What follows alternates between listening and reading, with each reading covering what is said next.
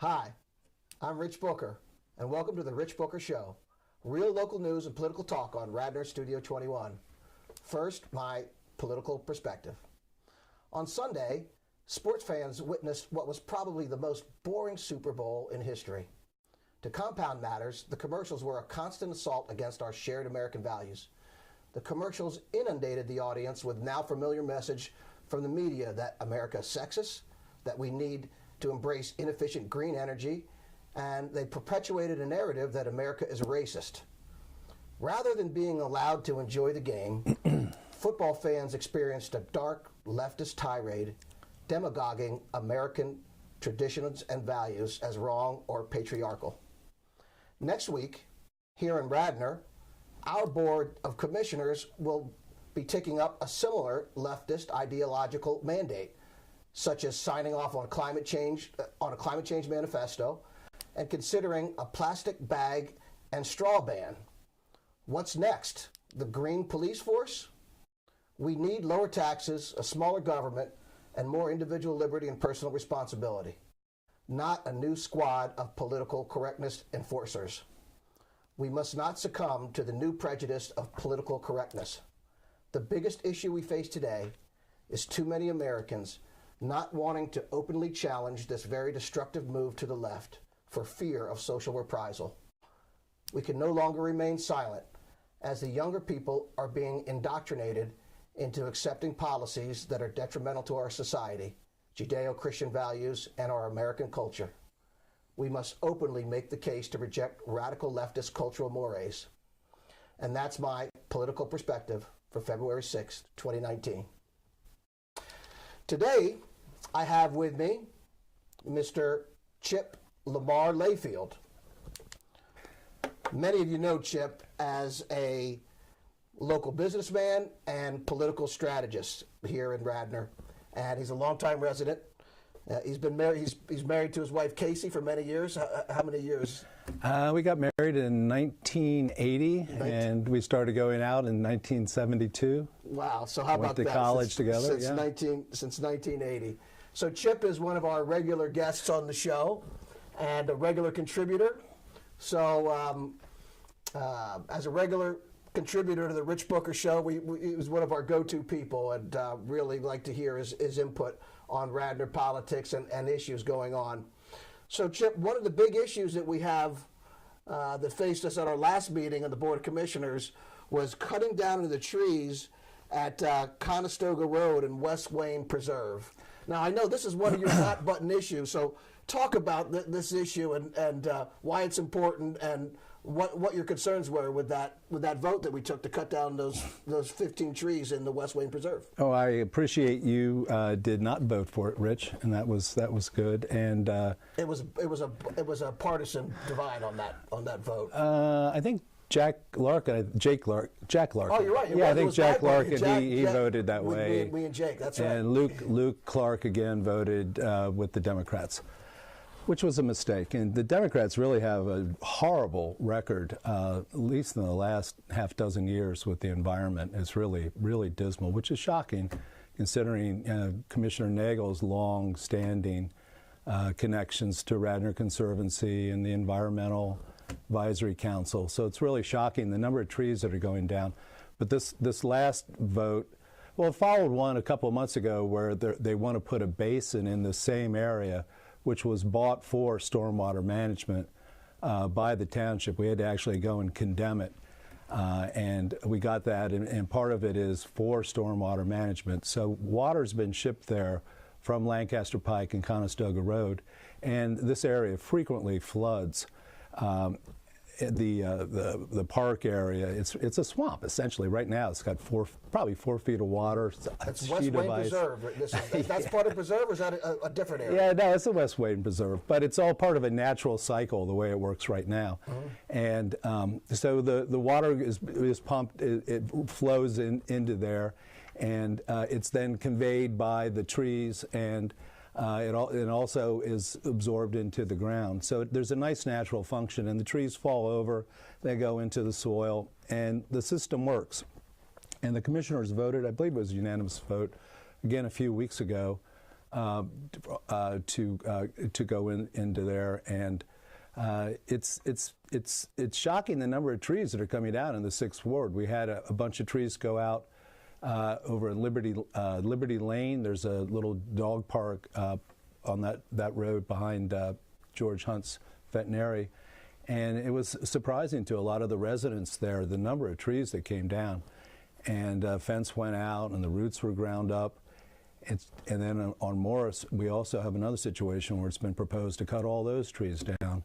And then for this tap trail in this basin, you're talking hundreds of trees that are coming down in the township now. And I don't really believe that the commissioners, from my discussion with them, are really paying attention to what they're doing. Well, most of these trees are really coming down, as we're told, as part of clearing out hazardous trees, right? So these trees are mostly hazardous, is what we're being told. Well, you can look at the school district where your wife Patty's on the board, and it was as it was pointed out, I believe by Julia Bonnevere there, that he had 85 trees, and I guess your arborist found every single one was deficient. Those trees were in the way of the trail that they wanted to put through. So we have a nature trail going in, and we have to remove multiple trees to pave over so we can have a nature trail. Exactly. That's what I'm talking about. The environmental record of the Democratic majority has really been horrible, and I don't think it's intentional. I don't believe that it's a perspective that they embrace or a philosophy or anything. I just think they're being lazy. They're not paying attention. Like this last thing, I know that Jake's well aware of that area, and I know you are, and John Nagel is, but I don't think the other commissioners really know it, Luke. I don't think they have any idea what it is, what the issues are. You're told it's hazardous. Well, if it's hazardous, that's a problem, but how is the arborist directed in there to go look for hazardous trees? It's kind of crazy. It's really a wasteful amount of money. It's $15,000 to take 20 trees down that are currently functioning in one way or the other to convey water or to clean carbon or to, as if they fall over, to produce soil. And this is an area that virtually nobody goes into. And you're saying it's a swamp area? It's a swamp. It's a wetland. Now, is this area the same area where that proposed basin is going to be? Yeah, is this really about clearing the trees for the basin to be put there, or is that a different area? Kind of above my pay grade. I just know what I hear. I asked that exact question, and people, no, there's no, and I was told they were unrelated, but I don't know if that's... The idea of putting a stormwater basin in a wetland is patently insane. A wetland in and of itself is a properly functioning stormwater retention area, that holds the water and it conveys it through the plants into the soil. So you voted, I started to say a couple months ago, you voted to bring in your stormwater consultants. I think it's Meloria. Yeah. We go back and forth. Meloria. And they're going to look at it, and that's another reason why I think this was a waste of money, what you guys voted on last week. Is that Memoria is coming in. They're going to look at how can we use this area and more efficiently use it for stormwater management, and make it so that it is accessible to the public. And so when they come back with their plan, the commissioner, Jake, and this park also is right across from Jack Larkin. That's probably why he voted against it. They can take the plan around to their constituents and get their feedback and develop something that has legs, has support in the community. And that's not the way things have been done here lately. Things just happen, and then everybody's supposed to like it, like the comfort station in Sean Farley's ward. All of a sudden it appears, and there's a lot of controversy because people weren't consulted. Well, while we're talking about parks, in the second ward, in my area, we do have a project for replacement of Fenimore Woods and refurbishment of that pavilion and adding a new laboratory, and we will be displaying the plans shortly for the township. It is a $2 million project, and we're going to upgrade that for the second ward constituents. So I don't have that with me here today, but I just wanted to make that announcement there for the viewers. So to take a look, watch out for that. $2 million. $2 million, but we already borrowed the money for that, though. So that money was borrowed in 2015 and 2016. So that money's already borrowed. It's sitting there, so we may as well use it, because if we don't use it for this park, it'll get used for something else. I know that. I know that. That's right. And that park, that's a well-used park. That's a park where a lot of families go in the morning. Moms and dads bring the kids. The school district go uses fishing. it for band parties and things. Yeah, that's a great little park. It's a great park there. It's a shame that the maintenance wasn't kept up on that outbuilding. I guess you have to tear that down now. Yeah, well, that's what the plan will be, to tear that down. It's an old building. Yeah. That's what that. But anyway, they actually do fall apart if you don't maintain them. I've noticed for the last 10 years, no one's done anything to it. That is the case. Well, there was a bathroom that was in there, and then they stopped using it, I thought. I thought they had equipment in there. I don't really know what was in there. I don't know. We used to do the Democratic picnic there, and it was never been in great shape. We also did a thing for invasive workshop, taking out all the weeds at that park. It's a nice little park. And it's got a nice pond, that's there as well. So we want to try to bring that all back up too. Super. So that'll be nice. One of the other hot button issues that came up recently is the dome at Villanova. For those people who might not be aware, Villanova had requested a variance or a hardship exception to the zoning code to be allowed to put a 70-foot high dome over the soccer fields in the West Campus near constituents of mine in the Second Ward who are on Hilldale Road. So this is a large building. Will cover roughly 400 feet across and 270 feet by 70 feet high. And it's a large dome. It was denied by the zoning officer, denied by the zoning hearing board, and then Villanova had appealed it to the Delaware County Court of Common Pleas, and we just got an order 2 weeks ago where the Delaware County Court of Common Pleas said that they should be allowed to build, and they directed Radnor to give them a permit. So, what do you know about? Do you know about this issue, and what do you think about this, and what are your comments on the unanimous vote by the Board of Commissioners to appeal the Delaware County judge's decision to direct Radnor to build the dome? I think that's fantastic. As a longtime resident in Radnor, lifetime practically, the idea that somebody could erect a 70-foot dome, like visible in your backyard, is just incredible. It's just incredible. That's a residential area. It's a residential area, and the zoning only allows for 38 feet high buildings. And it's illuminated, and it's big. Is it the size of the one at Radnor Valley that pops up over there? I think it's bigger than that one. That's huge. I think it is. I think it is, but that's... I mean, you really have to go to the mat for this and get some good legal counsel and really try to win, because this is like really... Is that a comment on our current legal counsel? Yeah, I think so. Yeah, I'm surprised you lost the first round. So on the second round, I would definitely suit up and go to win, because it's important to everybody in the township that the encroachment into our residential neighborhoods by the institutions, the schools, the businesses, Penn Medicine in your ward and elsewhere, it's really just unbelievable. Again, in the last 8-9 years, it's just been incredible, development, millions and millions of dollars. And it's not exactly unfettered, but it feels like it sometimes, particularly that Penn Medicine. It just seemed like we're flying by the seat of our pants to get this done before people actually see the scope and scale. Same with Villanova. It's hard to have a reasonable discussion when everybody, gets so angry, and it's tough. It's tough. Emotional. Emotional. Exactly. People get emotional because they feel like their views are being ignored. Right. And there are deals. What happens is the township, basically, when somebody makes a deal, and then once a deal is made, then there's no more enforcement of any other rules. So you're allowed to do whatever you want after that. So with Villanova, the CICD, once we change the law, they've been unfettered, I think. Well, the way it usually happens is a commissioner and the solicitor, or the manager and the solicitor, or a combination thereof, they'll go and they will talk to Villanova, whoever the applicant is, and they'll come back with what they think is a good deal, and then it'll be presented to the board, often in, I guess, executive session. And it's difficult to then not accept the deal because you've sent your representatives in, and the deal's laying on the table. So you really, it's kind of unfortunate for the neighbors because they're not participating fully in the discussion. And so you have a handful of people undoubtedly doing what they think is best for the township, but the result, as so often, may not be what the public actually wants. It may be what these people working behind closed doors. As much of this can be done in public, I think that's in the public's interest, and it's in Villanova's interest too.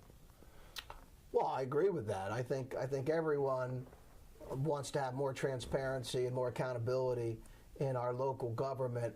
Far too often, we have people going behind the scenes and in private making deals to allow for payments and allow buildings to go up. But contributions to the township for parks or whatever, and then buildings are allowed to go up, and that gets approved in public, but the discussion about that, the formation of those terms, are always done in private. So that's an issue. And with the dome, I am concerned right now that that Villanova is having other issues. They also have this other issue with the lighting on the stadium. So there's a lot of questions about how they should be allowed to have the lights on in the neighborhoods, and there's been a lot of complaints. They had scheduled a zoning hearing board meeting with Villanova, and they canceled that meeting. That happened about the same time as they'll link the two issues. The two issues will be linked. And everybody better, when that happens, one side will win, one side will lose. The way the divisiveness at the township is unbelievable. That's how this sounds like it's sitting up again. One person's going to win, one person's going to lose. So maybe the dome will win, maybe the lights will win. That's what it sounds like. It doesn't seem like you're moving towards like a solution to deal with both problems simultaneously. It sounds like you're heading towards take this one or take that one. Well, right now, what I can say is that this Board of Commissioners has unanimously agreed to appeal that zoning. Very good. That ruling. We are united as a board, bipartisan fashion, united that a 70-foot high building in a 38-foot height restricted area is really problematic, and the zoning in that area is PI, it's planned institutional. That is all over the township, including at Eastern, Cabrini, Valley Forge Military Academy, even areas by Forbes Field and near Ravenscliff, Sacred Heart, Lawnfall Academy, the Holy Child, many other areas around the hilltop. All of those have that same zoning. And if any of people in those areas would want to have, if this is allowed to go through, anybody who wanted to have a zone in those areas would also have a dome, not a zone. In those zoning areas, anybody who wanted to have a dome, they would be able to say, Villanova has it, we should be able to have the same thing. So for that's whatever why purpose. It's really huge. It's a township-wide issue. It's not really a Villanova issue with this dome. And it's kind of shocking after all the give-me's that Villanova got for the current development that's going on Lancaster Pike and in that general area, that they're not more outgoing to the neighbors. My good friend and business partner was commissioner down there in the 7th Ward, Dave Cannon, and I worked on his campaigns. And so I'm very familiar with the issues. And not a big fan of Sean. I can't quite understand where he's coming from half the time. Commissioner Farr, you mean? Commissioner Farr. You're both not a big fan. So. Yeah, we're both Democrats apparently. Okay. Yeah, but I do believe that I'm sympathetic to how emotional he is on this issue, because Villanova's tough. They're just tough. They don't, they don't. It doesn't seem like I know Steve Palantonio used to do outreach for them, community outreach, because they recognized they had a problem with the neighbors. And I don't think Villanova wants to be bad, but they are the biggest employer. They got a big foot, and they big foot their way around. And they step on a lot of toes. And so I'm glad that the board's unanimous on this, on both of them it sounds like, and that's amazing, and I hope that you stay together. And I really hope that the board works together this next year. It seems like a good opportunity to try to get the control of the Board of Commissioners back in the hands of the commissioners, and so that you're not so deferential and you're working more directly on the issues. Well, what I always say is, if you don't run the bureaucracy will run you. Oh, that's what we're saying. And that's what, as local politicians, yes, we always are trying to set the policy and have the administration implement the policy. And it's always a battle on who's setting the policy, and so that's a big issue of mine. I had a former commissioner, recently Republican, recently left the board, was shocked at the deference that the Board of Commissioners placed to the administration on all things, it seems like. And you go back to these trees, right? So the idea that these trees that are in the middle of a swamp, you literally cannot walk out there now. It's 3 feet of water. They have, they have wetland markings that are in the middle of like these little lakes. They're so far from the wetland limit, it's absurd. I don't think the commissioners knew or fully understood that this is part of nature. Trees grow up, they help us, they make the soil, they clean the air, control the water. It's a benefit to us. It's wrong to spend $15,000 to go into a swamp and the environmental degradation, taking those trees down and out. Some are 90-foot tall. That's horrible. That's a horrible stain on the Democrats. They're going to put new trees in. Yeah, right. Well, it's not the same. So there will be new trees. Let me recommend a book, The Secret Life of Trees, which is an amazing book that came out a year or so ago. So you talked about we have a lot of races, local races coming up in 2019. Mm-hmm. So for the Board of Commissioners, we have 1st, 3rd, 5th, and 7th wards will be up for election. And that's tough for Republicans. We that's have only one of them is a Republican held right now. That's a tough palette for you guys. There's only one. So any if we can pick up, if we can keep one and pick up one, that'll give us the majority. And 2, the 1st and the 7th ward commissioners have only been in for just a short period of time because they had a short term because they filled people who had left the board. Mm-hmm. They filled in, so they've only been in for a year. So we have an opportunity to re-litigate those 1st and 7th ward positions. Right. And Commissioner Clark is stepping down, so we'll have the 3rd ward to be a new person in the 5th as well. So have there been candidates that have announced or nothing? I saw somebody wrote kind of a back and forth exchange with Commissioner Sean Farhi in 7th Ward. I didn't see that. I didn't see that. But as soon as there's a full and a slate that has been endorsed by the Republicans, we'll get that. You'll let us know. He seems like a potential candidate. Seems good. The 7th Ward is so tough because Villanova has a big presence, and Sean's kind of taken this attitude that it's all bad, but that's not really how people feel there. There's a lot of people that work there, and it's a tough message that your candidate should definitely take its time developing it. Well, that'll be part of it. We're still working on it, just who and what everything's going to be, but we'll announce that. But in the county, there's been more movement on this. So one of the candidates for county council was a Radnor person who we know, Elaine Schaefer. So I have my own thoughts about Elaine, and I wondered what you would say about this move here. I hear that she was endorsed already for.